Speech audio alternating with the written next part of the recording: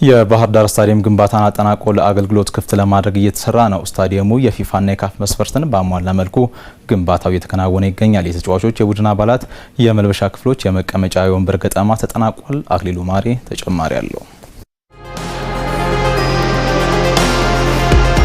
የኢትዮጵያ ብሔራዊ ቡድን የሜዳ ላይ ጨዋታዎችን ያስተናግዳሉ ተብሎ ተስፋ ከተጣለባቸው መካከል ግንባር ቀደሙ ነው የባህር ዳር ዓለም አቀፍ ስቴዲየም። 2015 ዓ.ም የሁለተኛው ምዕራፍ ግንባታ ከተጀመረ ወዲህ የግንባታ ሂደቱ በፍጥነት እየተካሄደ ነው። የግንባታ ሂደቱም የፊፋና ካፍ መስፈርቶችን ባሟላ መልኩ እየተሳለጠ ነው። ባህር ዳር ዓለም አቀፍ ስቴዲየም የካፍና የፊፋን ስታንዳርድ መሰረት አድርጎ እየተሰራ ነው የሚገኘው። እንግዲህ በሁለተኛ ዙር ግንባታ ሂደታችን በተለይ በፊፋና በካፍ መሟላት አለባቸው ተብለው የሚጠበቁ 4 ነገሮች ናቸው። አንዱ ሳር ጋር ተያይዞ ያለ ነው። እንግዲህ 3 ሜዳዎች አሉ። ለዚህ የሚያስፈልገው የሳር ዝግጅት በተገቢው የተደረገበት ሁኔታ ነው ያለ። ቪአይፒ ቪአይፒ ከምንም ከተጫዋቾች ጋር ንክኪ ሳይኖር መግባት የሚችሉበት ምቹ ሁኔታ ደርሷል። ለዚህ የሚያስፈልጉ የሊፍት ገጠማ ስራዎች ተጠናቀዋል። ሚዲያዎች ገብተው ቀጥታ ላይ የሚያስተላልፉበት ቦታዎች በበቂ ዝግጅት ተደርጓል። ከዛ ውጭ ከመልበሻ ጋር ተያይዞ ያለ ነው የተጫዋቾች መልበሻ የፊፋና የካፍ ስታንዳርድን ፕላስ አድርጎ ለመስራት ጥረት ተደርጓል። በበቂ ሁኔታ የመግጠም ስራውን አጠናቀናል። በተጨማሪም ከ50 ሺህ በላይ ወንበርና የ2 ግዙፍ ስክሪኖች እንዲሁም የድምጽ ስርዓት ገጠማ እየተከናወነ ሲሆን የንጽህና መጠበቂያ፣ የዳኞች፣ የአሰልጣኞች አባላትና ዶፒንግ ምርመራ የሚከናወንባቸው ክፍሎችና ሌሎች ደግሞ እየተጠናቀቁ ነው። የምሽት ጨዋታዎችን ማስተናገድ ይችል ዘንድም የመብራት ገጠማዎች ተከናውነዋል። በአራተኛ ደረጃ የሚጠበቀው ከላይት ጋር ያለው ነው።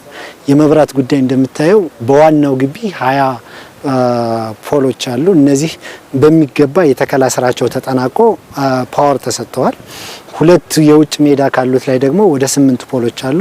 እነዚህም በተገቢው ተለቆ የገጠማ ስራ ተጠናቆ ፓወር ተሰጥቷል። የካፍና የፊፋ ስታንዳርዶችን ባሟላ መልኩ ግንባታዎቹ የተከናወኑ የሚገኙለት የባህር ዳር ዓለም አቀፍ ስታዲየም በዚህ ዓመት መጨረሻ ውድድሮችን ለማስተናገድ ዝግጁ ይሆናል ተብሎ ይጠበቃል። በአጠቃላይ ስራውን ወስደን በጥቅል ስናየው ከ94% በላይ የደረሰ አፈጻጸም ነው ያለው። የሆነ ማለት በዚህ በጀት ዓመት በተቻለ መጠን ከአዲስ አበባ ስቴዲየም ቀድመን የምናጠናቀቅበት ሁኔታ በተገቢው እየሰራን ያለ። ለስታዲየሙ ግንባታ መፋጠን መንግስት ለስፖርት ፕሮጀክቶች የሰጠው ከፍተኛ ትኩረት ወሳኝ ሲሆን ሲጠናቀቅ ደግሞ እንደ ሀገር ያለውን የስታዲየም ችግር የሚቀርፍ ይሆናል። የኢትዮጵያ እግር ኳስ በስደት ያለ ነው። ብዙ ስቴዲየሞች እንደ ሀገር ተጀምረዋል። ነገር ግን ዋና መሰረታዊ ችግራቸው በማጠናቀቅና በተገቢው በጥራት የፊፋ ስታንዳርድ የካፍ ስታንዳርድ አሟልቶ በመሄድ በኩል አንዱ መሰረታዊ ችግር እሱ ነው። ሁለተኛው ግን ዋናው ባለቤት ሆኖ ተግባሩን ቆጥሮ ከመያዝ ጋር ተያይዞ መሰረታዊ ችግር አለ።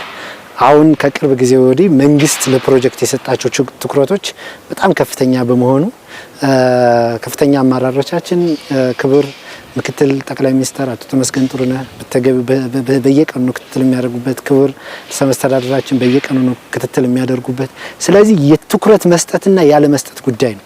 ለተግባሩ ትኩረት ስለተሰጠ ኦሬዲ ባህር ዳር ስቴዲየም ከቆመበት በአጭር ጊዜ ውስጥ ነው በፍጥነት እያደገ ያለ። በጉጉት የሚጠበቀው የባህር ዳር ስታዲየም ከ20 በላይ የስፖርት ውድድሮችም እንዲያስተናግድ ተደርጎ እየተገባደደ ይገኛል። ያንቃቂና በስሌት ነው እየተሰራች ያለ። ሁሉንም ስፖርቶች አሟልቶ እንዲይዝ ለማድረግ ነው ጥረት የተደረገው። ወደ 23 የስፖርት አይነቶች አሉ።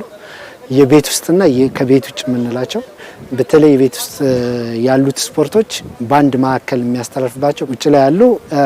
ከዛ ባለፈ ግን የብስክሌት ውድድር ራሱን ችሎ ወደ 6 ነጥብ በዙሪያው መወዳደር ይችላል። ትራኩ እንደምታዩት በበቂ ሁኔታ የተዘጋጀ ነው። ድሳት ተደርጎለታል። እዚሁ ላይ ማስኬድ ይቻላል። ከዛ ባለፈ የቅንጦት እንኳን ቢፈልግ የሄሊኮፕተር ማረፊያ ዳምፕ ሁሉ በበቂ ሁኔታ የተዘጋጀበት ሁኔታ አለ።